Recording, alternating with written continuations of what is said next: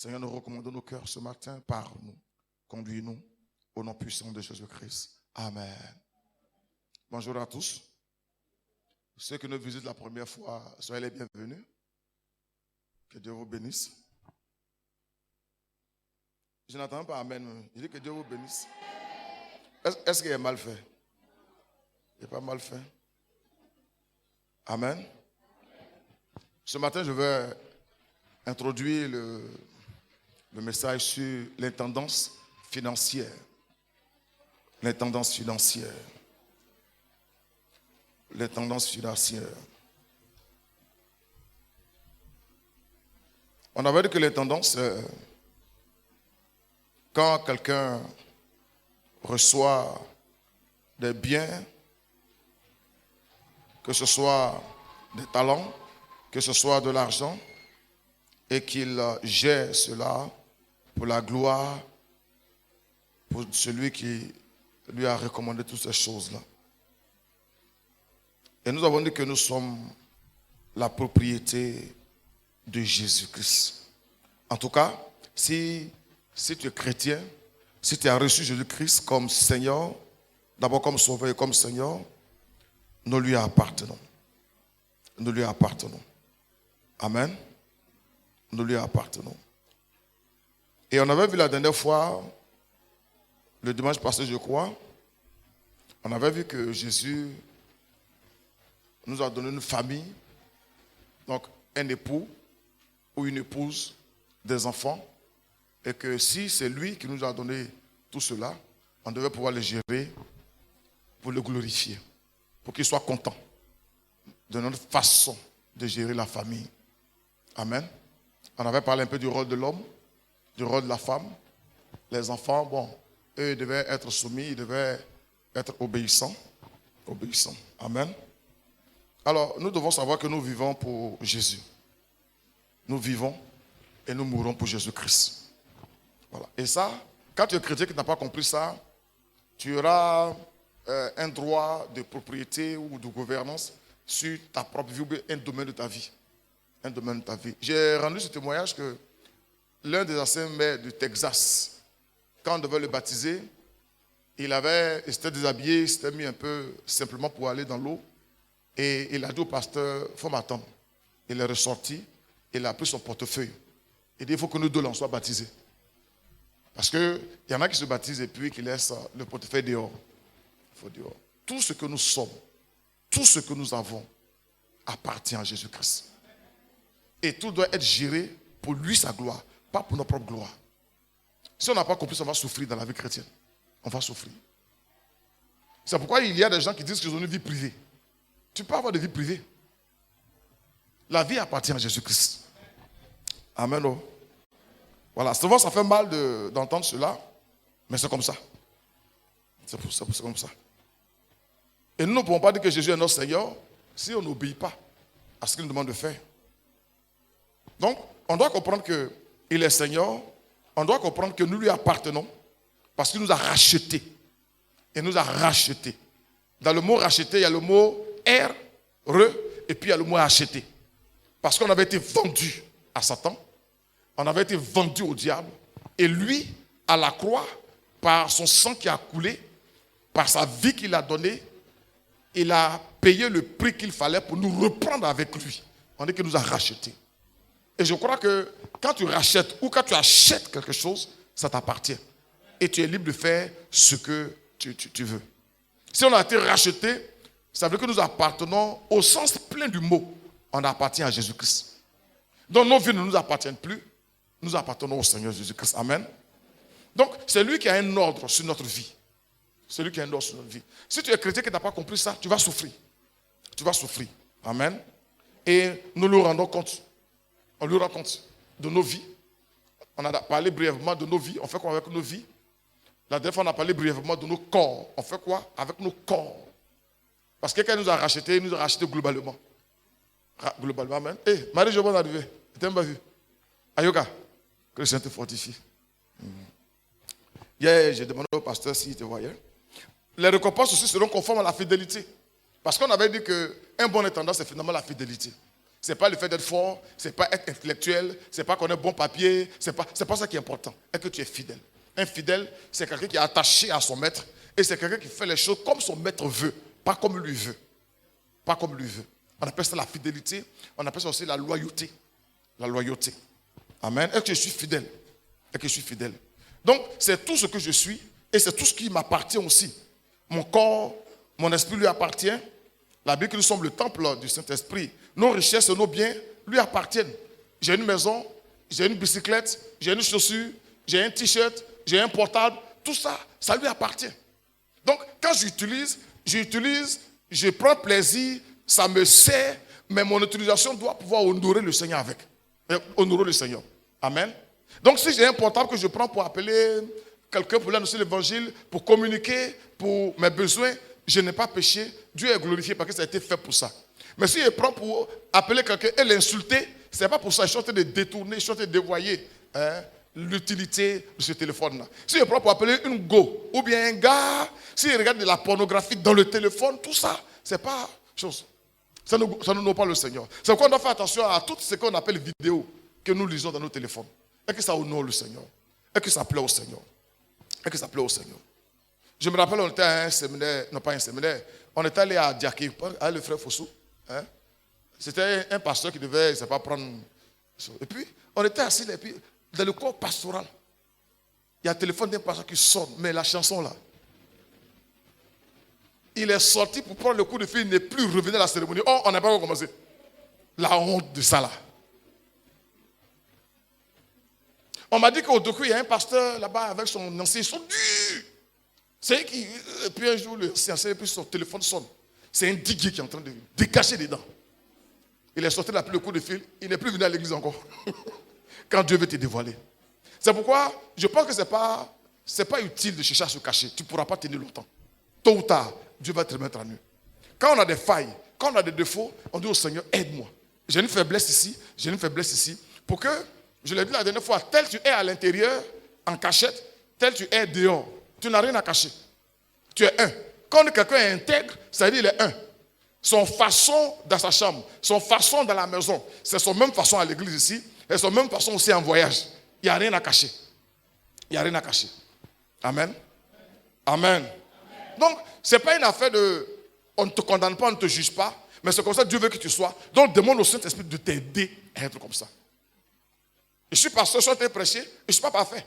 J'enseigne, mais moi je prie aussi pour que Dieu m'aide à changer. Je ne veux pas faire semblant. Si je fais semblant là, mais un jour vous allez m'attraper. Si à la maison je suis un peu bizarre et qu'à l'église je joue un peu les dangereux, mais un jour quelqu'un va taper, il va rentrer sans qu'il ne sache et puis il va voir mon vrai. Je préfère être tel à la maison, tel à l'église, même chose. Quand je voyage aussi, même chose. Amen. Amen. Oh. Nos richesses lui appartiennent. Et ce matin je veux parler de ces richesses-là. Ces richesses-là. Les tendances financières. Les tendances financières. Je vais commencer à parler, on ne pourra pas finir. Et puis, je ne serai pas trop long aussi. Non, il dit que ce n'est pas long, ce n'est pas long. Nos richesses et nos biens lui appartiennent. Ça appartient à Jésus-Christ. Amen. Amen. C'est ma première phrase. Et puis, André n'est pas d'accord. Nos richesses et nos biens lui appartiennent. Si tu as ton portefeuille, il faut sortir pour dire, portefeuille, tu appartiens à Jésus. Quel est son portefeuille? Ouais, pour moi-même.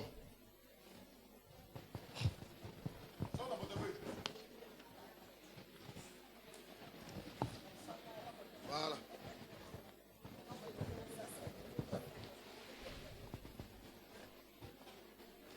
Tu es prêt?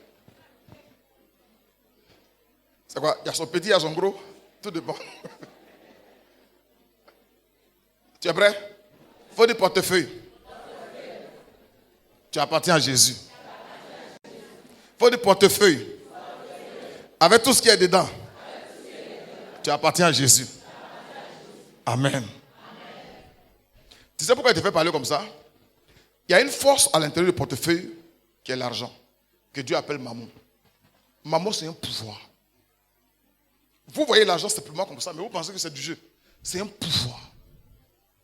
C'est un pouvoir. On va en parler à partir de aujourd'hui. C'est un pouvoir. Et Si tu ne le domines pas, lui il te domine. Il n'y a pas un match nul dans ça. Il n'y a pas équilibre. Ou bien tu le domines, ou bien il te domine. Et la Bible va jusqu'à dire qu'on ne peut pas adorer Dieu et Mammon. C'est-à-dire que la Bible met Dieu et Mammon, il le met à un niveau où il y a un choix à faire. C'est un pouvoir. C'est pourquoi il faut apprendre à parler à l'argent. Et quand tu parles à l'argent, ce n'est pas à l'argent que tu parles. Tu parles à l'esprit qui est derrière l'argent. Vous avez des gens qui sont bien. Vraiment gentils, serviables. Donnez-lui 100 francs pour attraper. Il change. Il change. C'est pas ça? Il fait quoi? Il change. C'est-à-dire que l'argent le domine. L'argent. L'argent n'est pas bon, on va le voir. L'argent. Le pouvoir qui est derrière. Le pouvoir qui est derrière. Comment vous pouvez imaginer que quelqu'un puisse aller tuer son frère, égorger, couper sa tête, vider son sang pour aller vendre? Pourquoi? L'argent. L'argent. C'est pourquoi souvent je le dis ici, si tu aimes l'argent, moi je vais te fuir. Parce qu'il y a un gars qui aime l'argent, on les appelle les cupides. Tout à l'heure je vais en parler. Lui quand il te voit en CFA quoi. Même quand il est couché, paye sa femme comme ça, il est écran et puis écoute à sa femme comme ça. Et puis ça fait chérie, pourquoi tu me dis amour comme ça? C'est pas amour. Il voit combien de CFA ça fait. Des gens qui vendent leurs enfants, qui vendent leurs parents. J'ai reçu un frère ici, depuis on le cherche, on ne le voit plus. Il était venu me voir, et puis il dit qu'ils sont allés dans une ville. Je ne veux pas dire la ville pour ne pas stigmatiser les gens. Et arrivé là-bas, ils ont voulu être riches, et puis le monsieur leur a demandé de donner un parent. De donner quoi? Quand on parle de parents, c'est papa ou maman. Or, moi, si je cherche l'argent, même c'est à cause des parents là. On dit de donner un. Ils étaient deux. L'autre, lui qui est venu me voir, il est venu. Il dit l'autre est resté là-bas. Et quelque temps après, son père est mort. Son père est mort. J'en parle pour que tu sois choqué. Pour que tu puisses demander au Saint-Esprit de t'aider à lutter contre cet esprit-là. Maman. Quand on voyait parler dans l'église, ça a cause de quoi? Quand on voyait des pasteurs créer beaucoup d'églises, ça a cause de quoi? Vous le savez mieux que moi. Aujourd'hui, il y a des pasteurs qui sont dans la drogue. À cause de quoi? Il y a des pasteurs homosexuels, c'est à cause de quoi? Il y a des pasteurs qui laissent l'église entière avec tout et puis ils vendent tout. Oui, vous riez. On a vu ça. Moi, on m'a proposé un à Gaïwa. T'as dit un jour, vous allez venir, puis il y a un monsieur qui vient, il dit, il s'appelle Georges Gobelé. Oui, Georges Gobelé. Il dit, alléluia, oui. Bon, c'est moi qui suis là maintenant. Et puis, madame, c'est moi déjà comme ça. Ah, il ne vous a pas dit, votre pasteur est à New York. Que maintenant, vous êtes à moi. Aïe. Puis, Jackie va se lever, mais attends, qu'est-ce qui se passe? Et puis, il va me mettre le compte d'achat. Même à les pasteurs, il a tout vendu. Non, soyons sérieux. C'est un pouvoir. Et toi et moi, on ne doit pas arrêter de prier. Que le Seigneur nous aide par rapport à ça. Les vraies palabres dans le foyer, c'est à cause de quoi? À cause de quoi? C'est là. Hein? Quand tu as une femme attachée à son mari, c'est que l'argent coule correctement. Quand tu fermes le robinet, tes défauts sortent. Amen. Amen. Que le Seigneur nous aide. L'argent n'est pas en lui-même le problème. C'est comment on l'utilise. Qu'est-ce qu'on en fait? Qu'est-ce qu'on en fait? Amen. Et la Bible nous dit que dans Matthieu 6, 19, 21, il dit ne vous amassez pas des trésors sur la terre, où la teigne et la rouille détruisent, et où les voleurs percent et dérobent. Mais amassez-vous des trésors dans le ciel, où la teigne et la rouille ne détruisent pas, et où les voleurs ne percent ni ne dérobent. Et puis au verset 21, il dit, car là où est ton trésor, là aussi sera ton cœur. Ce passage, il est assez profond. Premièrement, on dit qu'on doit bâtir une richesse dans le ciel. Mais pour que je puisse bâtir ma richesse dans le ciel, le trésor, ça dépend de comment j'utilise les richesses que j'ai sur la terre, comment je les utilise. Donc je peux utiliser les richesses sur la terre, l'argent que j'ai sur la terre, pour bâtir des richesses dans le ciel là-bas. Tout dépend de comment j'utilise. Si j'utilise comme Dieu veut que j'utilise, je me bâtis une forteresse, un trésor dans le ciel. Et la Bible dit quoi? Que là où est ton trésor, là aussi sera ton cœur. Qu'est-ce qui compte pour toi? Qu'est-ce qui est important pour toi? Qu'est-ce qui a du prix pour toi? Qu'est-ce qui a du prix pour toi? Pour ceux qui sont attachés à l'argent, savent de quoi je parle? Quand tu as caché l'argent dans la maison, il y en a qui mettent ça en bas. Bon, on a plus ce genre de télévision. Là. Avant les grosses télévisions, on mettait l'argent en bas. Il y en a qui ont mis ça en bas d'un truc. Et quand quelqu'un va vers là-bas,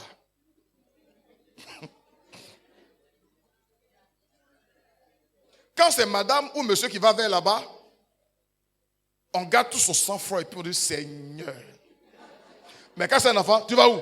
Passe là-bas. Là, on règle ça très vite. Parce qu'en réalité, le trésor là, il attire nos cœurs. Il attire nos cœurs. Donc, nous devons nous arranger à ce que là où sera notre trésor finalement, il soit là où nous voulons que nos cœurs soient. Amen. Si nos trésors sont entre les mains de Jésus, nos cœurs seront entre les mains de Jésus. Le défi, c'est de nous arranger à ce que nos trésors ne puissent pas nous éloigner de Dieu, mais puissent nous rapprocher de notre Seigneur. Mais ça peut se faire. Ça peut se faire. Il faut de la discipline. Et puis il faut de la volonté. Il faut de la volonté. Il y a des gens qui sont là, Dieu ne parle jamais. Il n'entend jamais de voix dans le spirituel. Sauf quand il s'agit de faire une offrande au pays dîme. C'est là qu'il entend la voix de Dieu clairement ce jour-là. Ou bien la voix du diable, ne donne pas. Là, ils entendent la voix de Dieu. Là. Ils entendent la voix de Dieu. Que le Seigneur nous aide. Amen. Donc je te pose la question ce matin, où est ton trésor? Où se trouve ton trésor? Qu'est-ce qui compte pour toi? Qu'est-ce qui est plus important pour toi? Qu'est-ce qui est de la valeur pour toi? Qu'est-ce qui est prioritaire pour toi? Voici la question. Si c'est le monde, je saurai où est ton cœur. Si c'est Jésus, je saurai où est ton cœur. Et je saurai où tu orientes toutes tes richesses. Où tu orientes toutes tes richesses. Amen. Donc l'argent est un bon serviteur, comme on le dit, mais un mauvais maître. Ça veut dire quoi? Qu'on ne peut pas servir en même temps l'argent et Dieu.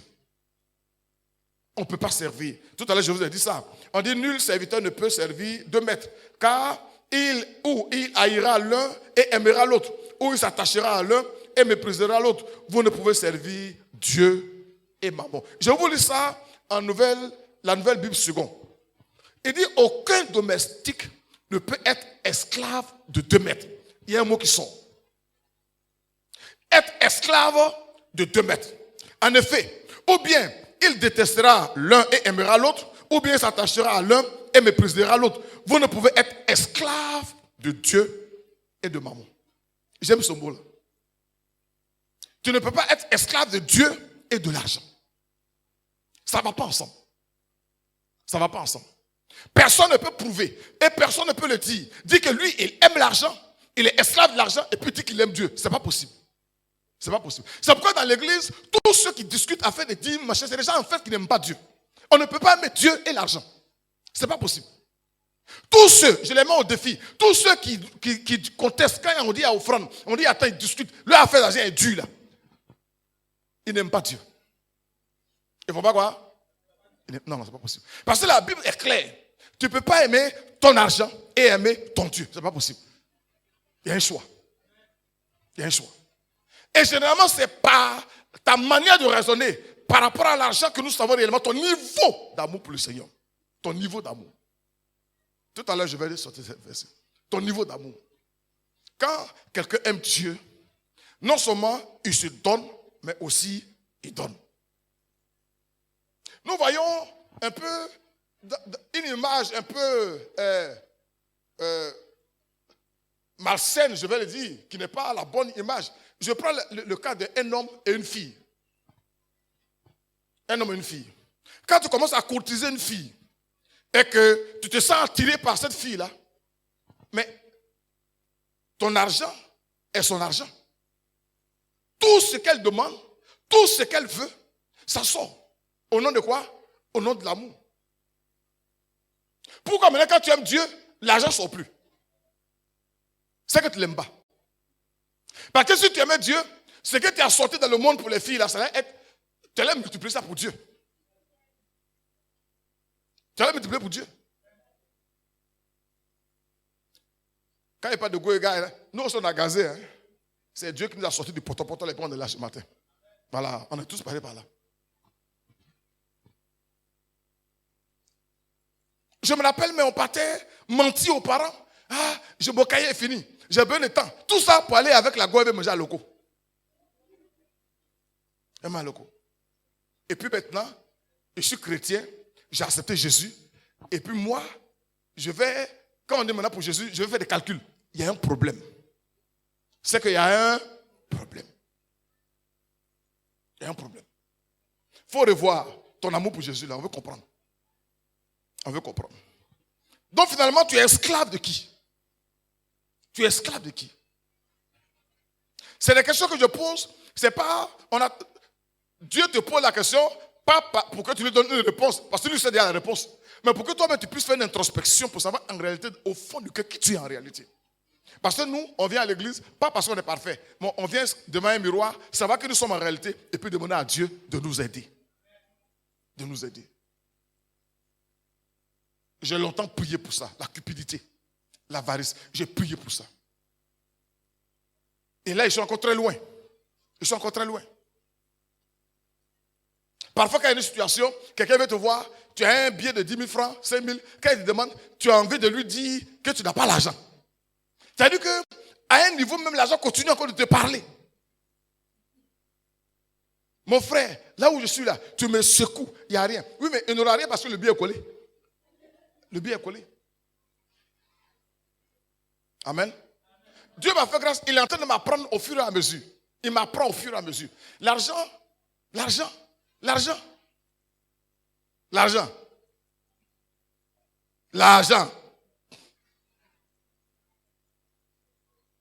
Je me rappelle un soir, je suis venu, j'ai fait mon offrande du soir, et puis le Seigneur me dit, c'est pas bien, lui veut que c'est ce qu'il y a dans la voiture là-bas.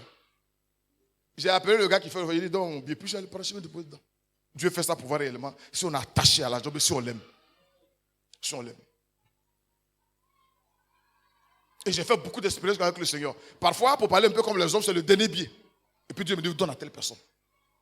Il faut donner. J'ai appris ça. Je continue d'apprendre encore. J'enlève et puis je donne. Et puis je suis là et puis je n'ai rien. Parce qu'il me pose une question. Je suis esclave de maman ou bien je suis esclave de Jésus? Pendant que je me pose la question, pose-toi aussi la question. Parce qu'on le verra, comme on l'a dit, tout ce que nous avons appartient à Dieu. Tout ce que nous avons appartient à Dieu. Tout ce que nous avons. Donc il doit y avoir un seul Dieu dans notre vie. Un seul Dieu. Un seul Dieu. Dans Hébreux 13, 5, il dit, ne vous livrez pas à l'amour de l'argent. Il dit, il ne faut pas te livrer. Il ne faut pas te donner. Ne vous livrez pas à l'amour de l'argent. Contentez-vous de ce que vous avez. Car Dieu lui m'a dit, je ne te délaisserai point et je ne t'abandonnerai point. Je ne t'abandonnerai point. Ne vous livrez point. Hébreux 13, 5. Amen. Et dans 1 Timothée 6, là je vais m'attarder un peu. 1 Timothée 6, 6 à 11. C'est en effet une grande source de gain que la piété avec le contentement.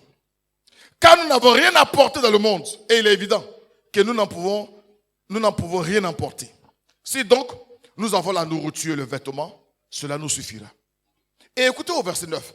Mais ceux qui veulent s'enrichir tombent dans la tentation. Et si ça ne veut pas dire que tu ne dois pas avoir beaucoup d'argent. Non. Mais c'est ceux qui veulent avoir beaucoup d'argent parce que l'argent est devenu leur Dieu. C'est différent. Ils ne veulent pas l'avoir pour l'utiliser comme Dieu veut. Mais ils veulent l'avoir pour avoir un nom. Quand on dit qu'eux aussi ont l'argent. Parce que c'est l'argent. Mais il y a des gens, tout à l'heure on m'a parlé, il y a des gens qui ont l'argent. Ils s'habillent mal, ils mangent mal, ils dorment mal. L'argent c'est pourquoi? Il y en a qui ont l'argent. Si moi j'avais l'argent là, mon enfant peut-être à tomber, ils seraient en France là-bas. Mais non, non. Ou bien en Europe. Mais ils ont l'argent. Il ne va pas à l'école. Il a l'argent. Wari Fakir. Parce que l'argent c'est son Dieu. Quand il va, il ouvre le placard. Et puis il regarde les trucs comme ça. Et puis il est content. Et puis il sort. Il vient s'asseoir. Petit kabato. Un petit magne. Un petit djumblé. Puis il mange. C'est quelle vie ça? C'est quelle vie ça? Il n'a qu'à vite mourir, les gens vont prendre l'argent. Parce que ce qui est bien, c'est que cet argent-là, on ne va pas t'enterrer ça. Ça là au moins c'est bon. Aucune religion ne met ton argent dans ton... On va bouffer ça ici. Il y en a qui ont l'argent. Et puis on ne sent même pas qu'ils ont l'argent. Et que tu sais que quand tu as l'argent et que tu partages, les gens qui prient pour toi, vous savez pourquoi les sociétés marchent? Parce que tous les employés là, comme ils dépendent, ils prient pour que la société tienne debout. Parce que si ça tombe là, ils sont morts. Quand tu as l'argent que tu partages aussi, les gens prient pour que toi aussi. Parce qu'il y a des gens qui sont comme ça quoi. Et ils ne prient jamais Dieu pour avoir l'argent. C'est toi, ils regardent pour avoir l'argent. Et c'est pas pourquoi c'est fait comme ça, quoi. Quand tu dis que tu n'as pas l'argent, il est fâché. Mais toi, tu es chrétien, il faut prier Dieu aussi. Il faut prier Dieu aussi. Mais ceux qui veulent s'enrichir tombent dans la tentation, dans le piège et dans beaucoup de désirs insensés et pernicieux qui plongent les hommes dans la ruine et la perdition. Et au verset 10, car l'amour de l'argent est une racine de tous les maux. Tous les problèmes qu'on a, pour la plupart, c'est à cause de l'argent. À cause de l'argent. À cause de l'argent. Et de quoi il tombe dans les tentations. Je vais revenir là-dessus en bas. Je ne sais pas maintenant ou bien les choses. Beaucoup de tentations. Parce que finalement, ce n'est pas l'argent que tu as qui est important. C'est comment tu as eu là qui est important. Comment tu as eu ça. C'est quoi vous verrez, je n'encourage personne à jouer les jeux du hasard ici. Je n'encourage personne. Pour moi, l'argent là, on ne le gagne qu'en coulant la sueur, en travaillant. C'est quoi les lotos, quoi, courses, et je ne sais pas, plein de trucs, ça ne m'intéresse pas. Ça ne m'intéresse pas. Ça ne m'intéresse pas. Point comme mon EVA, point comme mon cacao, point comme mon palmier, tout ça, ça ne m'intéresse pas. Ça ne m'intéresse pas. Ça ne m'intéresse pas. Tu vas avoir l'argent, il faut faire l'élevage. Il y a l'argent dedans, ça c'est propre. Va faire champ de maïs, ça a poussé, ça c'est propre. Ça est propre. Tu vois des vieux, ils sont là avec des retraites là. Il est là, il calcule, matin, midi, soir. Et ce qui est insensé, il y a des gens qui sont là pour coacher, pour te montrer comment tu vas gagner. Lui, il ne gagne jamais. Il est là, il est pauvre. Si il sait comment on fait là, il n'a qu'à gagner. Amen. Amen. On va revenir là-dessus un peu après. Donc, ta manière d'avoir l'argent, c'est important. Ta manière d'avoir l'argent. Car l'amour de l'argent est une racine de tous les maux. Et quelques-uns, en étant possédés. Ils sont possédés par quoi? Non. Voilà, merci. Je suis content que tu aies déjà cette réponse. Ce n'est pas l'argent qui est le problème. C'est l'amour de l'argent qui est le problème. Ça fait deux choses. C'est pourquoi on est en train de prier pour que l'amour de l'argent quitte nos cœurs. Mais qu'on ait l'argent. Amen. Qu'on ait l'argent. Qu'on ait l'argent. Moi, j'ai pris pour ça. J'ai pris pour ça. Beaucoup. Ça fait plus de 20 ans que je prie. J'ai dit au Seigneur de me délivrer de tout ce qui est amour de l'argent. Quand j'ai construit le ministère au salon, il y a un doyen qui m'a appelé avec d'autres personnes d'aller. Je suis allé ouvrir une mallette. Et puis, c'était des dollars. Quand on a calculé en CFA, ça fait 2 milliards. 2 milliards et quelques, 300. Et puis, il dit, ouais, parce que tu vois, on va... C'était pour blanchiment, en fait. Je ne connaissais pas trop le thème en ce moment. C'était pour faire blanchiment d'argent. Tu vois, avec ça, tu peux avoir une caravane, tu vas aller évangéliser. Il veut spiritualiser le péché, quoi. Quand il a fini de parler, je lui ai dit, on était dans un temple fermé. Il a dit, vous avez fini, il dit, oui, il faut vous ouvrir porte et partir. Moi, je suis villageois, je viens des catholiques, je ne connais pas beaucoup d'argent comme ça. Il faut ouvrir et partir. Il y a longtemps, il est pris pour ça. Pour ça. On m'a fait beaucoup de propositions, ça je n'ai pas vous dire ici. L'argent. On m'a fait beaucoup de propositions. Mais je prie pour que Dieu me préserve. Si on doit bouffer l'argent, c'est pour vous l'aller bouffer. Ça, c'est entre nous ici. Oui, oui. 100 francs qu'il gagne, 200, ça, je bouffe. Ça, on dit, je mange à la chair. Ça, c'est pour moi ici. Mais dehors, proposition qu'on fait.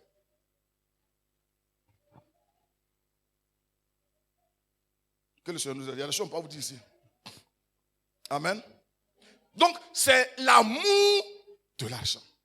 Il y a le pasteur Bangoura, qui est décédé maintenant. Une fois, il me disait, toi, tu n'aimes pas l'argent. Il dit, qui? Moi, j'aime l'argent. Il dit, no, you don't like money. Il dit, j'aime l'argent. Qui n'aime pas l'argent? Il dit, non. Et cela, il va me dire, parce qu'on voyageait ensemble. Avec les Américains, on envoyait l'argent. Parfois, j'avais 5-6 millions. Et puis, moi, je peux mettre l'argent dans le sachet, puis je passe à côté de toi. Ça ne m'intéresse pas, quoi. Où il y a les gens, ils ont l'argent et puis tout le monde sait qu'il a l'argent. Moi, ça m'intéresse pas. Je mène à ça et puis attrape. Il dit, you don't like money. Et puis je lui dis, mais pourquoi? Il dit, voilà, que les gens qui aiment l'argent, quand tu leur donnes l'argent, ils vont compter.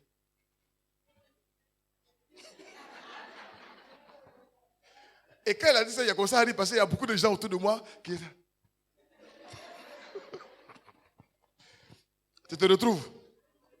Et quand il finit, il renverse. Ah, non, c'est elle prudent, hein. C'est elle prudent. Moi, il dit souvent aux gens, il y a ce défaut-là. J'aime pas compter l'argent, en fait. Même quand il va à la banque, on me donne l'argent, je prends, je mets dans la chose. C'est un défaut. Il faut compter quand même pour pouvoir... Voilà. Quand on était encore au salon, bon, il y avait des dîmes, il n'y avait pas trop de charges. Parfois, on me donne 1, 2, 3 millions, je prends mon tiroir là, je cours le pied, mets dans le pied et ferme. C'est un défaut. C'est un défaut. Ça, je le reconnais. Mais quand tu aimes trop compter l'argent, ça veut dire que 1, 2, 3, il a donné 500 francs pour aller faire achat, 200 pour aller payer un loco, il vient compter le reste.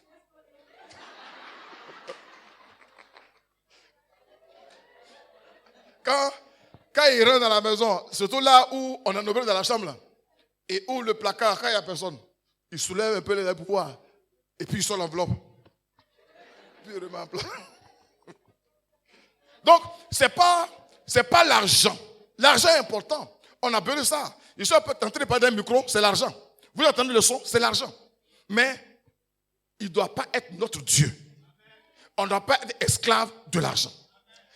En sorte qu'il y a des gens, quand ils n'ont pas l'argent, ils sont nerveux. Bon, il n'y en a pas ici. Hein. C'est souvent... Ils sont nerveux. Et quand ils ont l'argent aussi, tu sais qu'il a l'argent. Mais il est grave même. Quand il n'a pas l'argent, tout le monde sait qu'il n'a pas l'argent. Mais quand il a l'argent, personne ne sait qu'il a l'argent. Ça, c'est les avares. Et puis après, quand ça finit, c'est maintenant tout le monde sait que l'argent est fini. On n'a jamais su que c'était là. On n'a jamais su ça. On parlera des avares tout à l'heure. Il n'y en a pas ici. On veut juste en parler. Amen. Amen. Quelques-uns, en étant possédés, se sont égarés de la foi.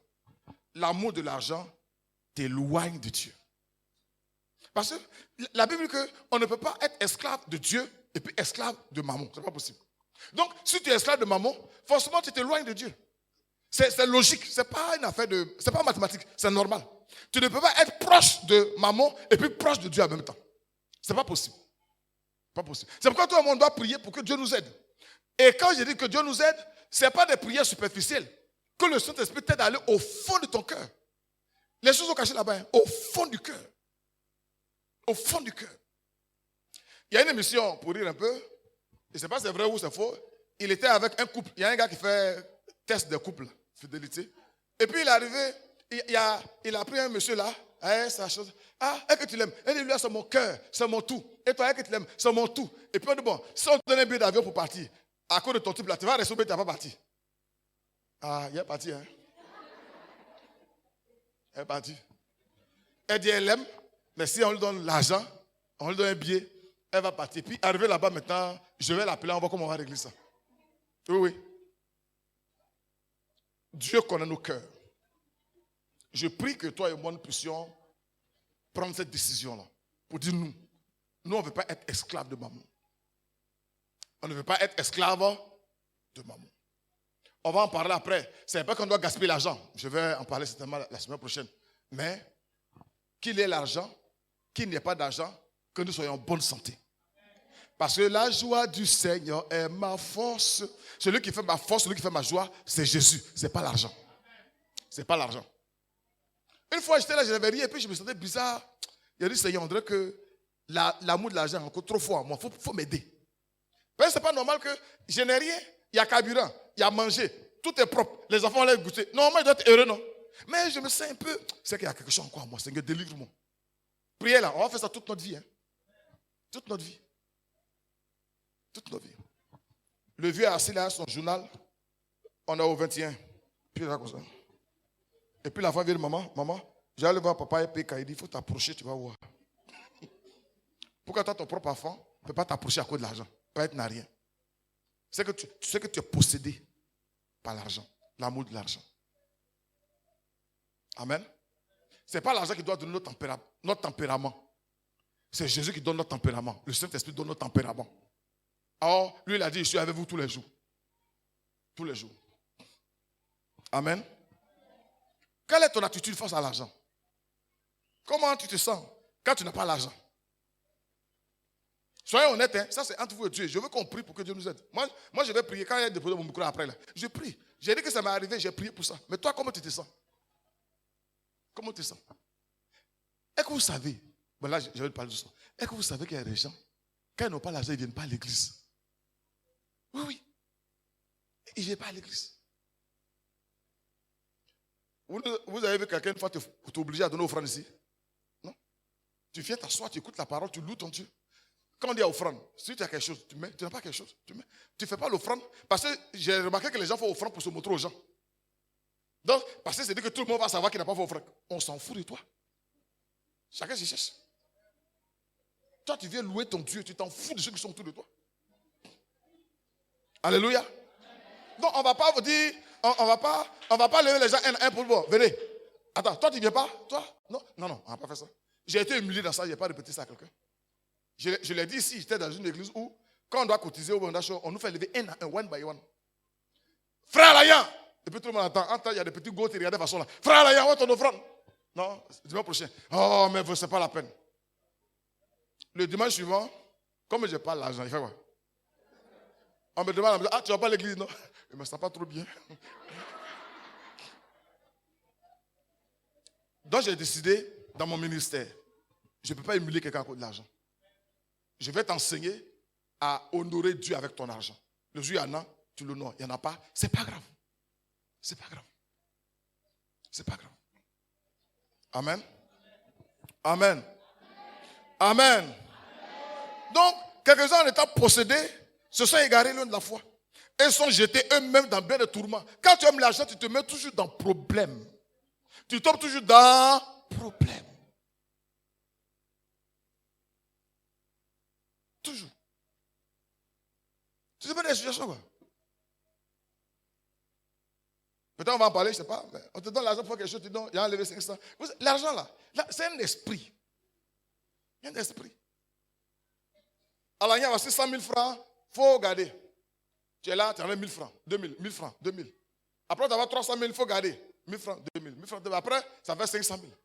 Et puis, tu enlèves. Tu sais, les pieds là, ça va vite, hein? Et puis, quand l'argent sort de la laisse, je l'ai entendu, ça fait fia. Fia. Et puis, le jour maintenant, je vais vous donner mon témoignage sinon. Il y a 25 ans en arrière, à peu près, il y a un jeune Ghanéen qui me donnait son argent pour garder. Je vais vous donner le témoignage, j'allais me repentir. Donc, ça est là, fia, à l'école 200 œufs, fia, à l'école 500 œufs, fia, fia. Et puis, il m'appelle, il dit, ah vraiment, il vient prendre son argent. Parce que souvent, on dit non, on va enlever un peu et puis on va rembourser, c'est pas ça. Mais le problème, c'est que quand Dieu veut te humilier, là, il ne te dit pas, bon, dans 3 mois, il veut prendre l'argent. Hein. Il t'appelle, allô, tu es à la maison. Bon, ou bien, demain, il est passé prendre l'argent. D'ici demain, là, il faut trouver. Et c'est que toi, tu ne fais pas ça. Personne ne fait ça ici. Or, le petit qui t'a donné l'argent pour garder, il t'appelle tonton. À cause de l'argent. Tu deviens petit devant le neveu. Tonton, ta voix ne sort pas. Oui. Tu es à la maison. Bon, je suis un peu sorti. Oh, tu es devant la cour. Un peu sorti là, c'est où ça? Tu es devant la cour. Pour toi, homme de Dieu, frère, sœur, pour toi, fuis ces choses et recherche la justice, la piété, la charité. Amen. Nos richesses, nos biens appartiennent à Dieu. Et je voudrais terminer rapidement avec juste la... Nous devons donner au moins 10% de nos revenus à Dieu. Mais c'est mal dit. C'est mal dit. Quand on est donné, ça veut dire que j'apporte quelque chose dans la vie de quelqu'un qui va l'arranger, qui va l'aider à aller devant. Dieu n'a pas besoin de... L'argent que nous lui apportons, c'est pour lui-même. Donc, les 10% qu'on apporte, c'est pour l'honorer. On appelle ça une prémisse. C'est pour le connecter à notre bénédiction et lui montrer que l'argent, là, on n'est pas dépendant de ça. Et qu'on reconnaît que c'est lui qui nous a donné. À Katola, quand tu donnes ta terre à quelqu'un, c'est que ça se fait ailleurs. Ta terre à quelqu'un, quand il récolte, il doit avoir au moins un sac de la production. Le sac dit que la tête appartient. C'est des choses, c'est pas où nos parents ont pris ça. Mais vous savez que nos cultures sont basées sur l'Ancien Testament. Chez Dieu aussi, quand j'ai quelque chose, Jacob a dit, si tu me bénis, je vais t'apporter la dîme. En fait, il est en train de dire que si tu me bénis, je vais manifester ma reconnaissance à travers la dîme. Sinon, est-ce que Dieu a besoin d'argent? Dieu ne mange pas à loco, Dieu. Non. Mais c'est une forme d'adoration. Une forme d'adoration. Amen. Une forme d'adoration. Et c'est là que beaucoup ont des calculs qui les mettent eux-mêmes dans des problèmes. Eux-mêmes dans les problèmes. Amen. Il dit, un homme trompait Dieu, Malachie 3, verset 8, 12. Malachie que vous n'aimez pas là, je vais lire ça doucement ce matin. Malachie 3. Malachie 3, 8 à 12. Et puis il y a pris un long test pour que toi et moi puissions comprendre. Et je vais m'arrêter certainement à la dîme. Un homme trompait Dieu. Car vous me trompez. Dieu dit que toi et moi on fait quoi? On le trompe. Et vous dites, en quoi t'avons-nous trompé? Et puis maintenant lui répond, dans les dîmes et les offrandes. Dans les dîmes et les offrandes. La dîme et l'offrande fait partie de l'adoration. Moi j'ai été idolâtre. Nous on partait faire des vœux au bord de l'eau, on partait consulter. Et arrivé là-bas, on donne toujours quelque chose après l'adoration. Ça peut être poulet, ça peut être de la cola, ça peut être de la boisson. Je crois que les agneaux font ça aussi. C'est les bêtises, c'est pas juste, ils se trouvent dans ces trucs-là. Adoration. Amen. Une adoration est suivie d'un don. C'est où ils ont pris ça? Ils ont pris ça chez Dieu. Maintenant, eux, ils ont perverti ça. Ils ont perverti ça. Ils ont perverti ça. Vous me trompez dans les dîmes et les offrandes. Et puis, vous êtes frappé par la malédiction. Vous êtes frappé par quoi? Je vais vous parler de quelque chose qui n'a rien à voir avec le spirituel et avec la vie chrétienne. Ma mère a hérité des terres. Et il y a des gens qui sont venus travailler sur cette terre-là. Sur cette terre. Et puis, c'est tard, au moment où elle était vieille pour plus célibataire, elle m'a dit qu'on a des terres. Comme elle ne peut plus aller, elle a dit à son petit frère, je te donne mandat pour gérer ces terres pour moi. Donc quand les gens devaient faire des libations sur le sol, c'est lui qui partait faire les libations. Ça semble banal, hein? Il partait faire les libations. Et un jour, ils l'ont laissé là, et puis ils sont allés eux-mêmes faire les libations. Tous ceux qui ont fait ça, ils sont morts. Je ne vous parle du monde païen. Vous voyez un peu comment ça fonctionne. Ils sont morts. Les gens sont venus là, le voir pour dire, ah, il dit, mais vous devez continuer à faire les choses sans moi. Allez faire. Allez faire. Où je veux parler, c'est pas où le terrain se situe. Ils ont peur d'aller vous montrer le coin. C'est devenu un coin de fétiche. Il dit, mais moi je veux connaître, je vais marcher simplement là-bas. La terre reconnaît son propriétaire. Bon, on est en train de faire ça tout le temps encore. Donc, vous voyez, parce que les gens ne retournent pas au propriétaire, ils n'apportent pas ce qu'il faut au propriétaire, ils sont morts. Ça, c'est dans le monde païen. Dieu dit, comme tu n'apportes pas l'offrande, comme tu n'apportes pas la dîme, il dit, vous êtes frappé par la malédiction. La malédiction. Et vous me trompez, la nation tout entière. Et au verset 10, maintenant, il donne la solution. Apportez à la maison du trésor toutes les dîmes, afin qu'il y ait de la nourriture dans ma maison. Occupez-vous de moi. Occupez-vous de ma maison. Occupez-vous de mon œuvre. Et vous aurez la nourriture dans vos maisons. Amen. Il dit, mettez-moi de la sorte à l'épreuve. C'est l'un des rares versets où Dieu dit de le mettre à l'épreuve. Ce n'est pas dans le jeûne, ce n'est pas dans la louange, dans les dîmes et les offrandes. Il dit, mets-moi à l'épreuve. Mets-moi à l'épreuve. Mets-moi à l'épreuve. Je ne saurais vous rendre comme le témoignage j'ai par rapport à cette question d'argent. Dieu est fidèle. Quand tu l'honores, il t'honore. La dîme, il n'a pas besoin de ça. Mais c'est pour qu'il soit honoré. Je vous ai dit, moi je connais beaucoup de pasteurs qui n'apportent pas de dîme. Mais à EPV, nous, on apporte la dîme. À EPV. Si la dîme était pour le pasteur, il n'allait pas encore payer, apporter dîme. Il n'allait pas apporter dîme. Pourquoi c'est pour lui? Non, non. C'est pour Dieu. C'est pour Dieu. Si tu n'as pas compris, tu as souffert. Tu as souffert. Amen. Et vous verrez si je n'ouvre pas pour vous les écluses des cieux, si je ne répands pas sur vous la bénédiction en abondance. Ton adoration avec ton offrande peut faire que tes enfants seront en bonne santé, tes enfants vont réussir à l'école, il aura la paix dans ta maison, et puis financièrement aussi, tu seras équilibré. J'ai encadré un monsieur, comme il y a longtemps, je ne sais plus où il est, il n'apportait jamais dîme. Ces enfants sont malades. Chaque mois, ils tombent malades. Et puis, je l'ai approché. Et que tu apportes ta dîme. Il dit non. Quand il fait ses calculs, ça ne tombe pas. Il dit c'est le piège qui est là. Il fait ses calculs, ça ne fait pas quoi. Et le mois qui a suivi, on s'est entendu. Il a apporté la dîme. Ces enfants ne sont pas tombés malades. Parce qu'il dit, vous verrez, il dit pour vous, je vais menacer le dévoreur. Il y a quelqu'un qu'on appelle le dévoreur. Mais qu'est-ce qui fait qu'il n'aura pas accès à tes biens et à ta vie? C'est la dîme. C'est biblique. Il n'a pas eu de problème. Deuxième mois, personne n'est malade. Troisième mois, il n'a pas porté de dîme. Les enfants sont tombés encore malades. Lui, il ne sait plus où il est. Il y a des gens aussi qui sont têtus. Tu as dit, on a lu la parole, tu as vu. Et puis tu as vu dans ta vie ce que ça produit. Mais tu retombes encore dedans. Tu retombes dedans. Pour vous, ça va pour tout le monde. Hein? Pour vous, qui? Ceux qui apportent les dîmes, les offrandes. Pour vous, je menacerai celui qui dévore. Et il ne vous détruira pas les fruits de la terre. Il ne va pas détruire. Et la vie ne sera pas stérile dans vos campagnes, dit l'Éternel des armées. Toutes les nations vous diront heureux, car vous serez un pays de délices, dit l'Éternel des armées. Quelqu'un dit Amen. Quelqu'un dit Amen. Quelqu'un dit Amen. Et dans Matthieu 23, je suis terminé. Malheur à vous, scribes et pharisiens hypocrites, parce que vous payez la dîme de la menthe, de l'année, de cumin, et vous laissez ce qui est plus important dans la loi, la justice, la miséricorde et la fidélité. C'est là ce qu'il fallait pratiquer. Des gens disent que le Nouveau Testament ne parle pas de la dîme, et ils s'arrêtent à ce verset-là. C'est là ce qu'il fallait pratiquer, et ils ne lisent pas le reste. Ils ne lisent pas le reste. C'est là, c'est Jésus qui parle. Hein. C'est là qu'il fallait pratiquer sans négliger. Sans négliger. Négliger, ça veut dire quoi? Il ne faut pas banaliser ça. Sans négliger les autres choses.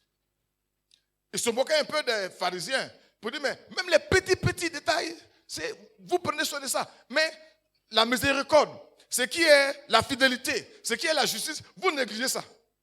C'est vrai? Ça, c'est important. Mais il faut aussi négliger les autres choses. Amen. Amen. Amen.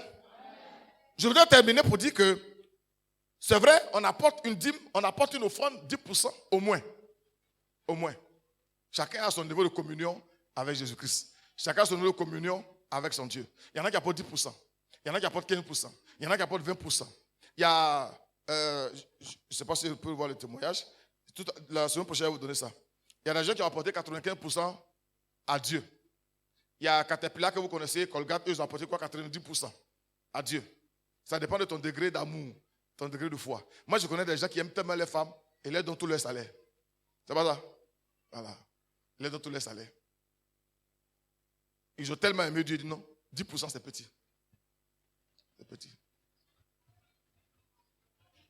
Je voudrais t'encourager. Il y en a qui ont il y en a qui ont, je vois 15 000, ça fait 1500, non. Il y en a qui ont, je vois parfois des dîmes, il y en a qui m'apportent des dîmes, 1375. Bon, tu mets jeton dans l'enveloppe, bon, je ne sais pas, bon. Si Dieu veut calculer à toi comme ça, tu ne peux pas t'en sortir. Tu ne peux pas t'en sortir. Bon, à EPV, personne ne fait ça. Hein. Quelqu'un fait ça. Là, on ne fait pas ça. Hein? Tu prends l'enveloppe 10, 1050. Ah. Toi, tu connais mathématiques plus que Jésus, quoi. Non. Non. Amen. Ça ne fait rien. Il faut arrondir ça. Il faut arrondir ça. La Bible que Dieu donne sans mesure. Moi, quand je dois apporter une dîme, quand je dois prélever, c'est toujours ce verset qui sort dans ma tête. Dieu donne sans mesure. Donc moi aussi, je ne mesure pas. Mais j'aimerais à dépasser au moins le minimum. Minimum. Et Dieu est fidèle. Dieu est fidèle. Dans les offrandes, j'ai commencé à 100 francs. Quand j'étais étudiant. C'est les mêmes 100 francs là, j'ai murmuré, puis on m'a montré. On dit, voilà, tes 100 francs, il faut prendre. Et puis, je suis monté. Après, j'étais à 5 000 francs. J'ai été bloqué là, pendant des années. Et puis, je le Seigneur me dit, donc, non, quand Dieu veut te parler, toi-même, tu as honte, quoi. Il me dit, donc, toi, mes bienfaits pour toi, ça n'augmente pas, quoi. Ça n'augmente pas. Il a gratté ma tête. Puis, j'ai augmenté. Il y a 2 mois de cela, j'étais assis là, il dit, donc, tu as continué à donner les mêmes choses là, quoi. Donc j'ai doublé encore. Et la grâce que j'ai avec le Seigneur, il peut arriver peut-être des dimanches où je n'ai pas d'argent. Mais Dieu fait grâce. Chaque dimanche, j'ai au moins mon offrande. Dieu est fidèle dans ça. Quoi. Maintenant, il peut me donner l'offrande. Par exemple, ton offrande, c'est 500. Et puis, tu dis, Seigneur, je n'ai pas d'offrande pour dimanche. Et puis, tu apportes les 500. Il y en a parmi nous, quand ils viennent demander garba, 100 francs. Il va prendre l'eau, 25 francs. Non, il ne faut pas faire ça avec Jésus. Si tu as dit, tu veux ça pour faire ton offrande, mets ton offrande. Le reste, là, Dieu va gérer. Dieu va gérer. Amen. Et puis, je voudrais rassurer nos femmes.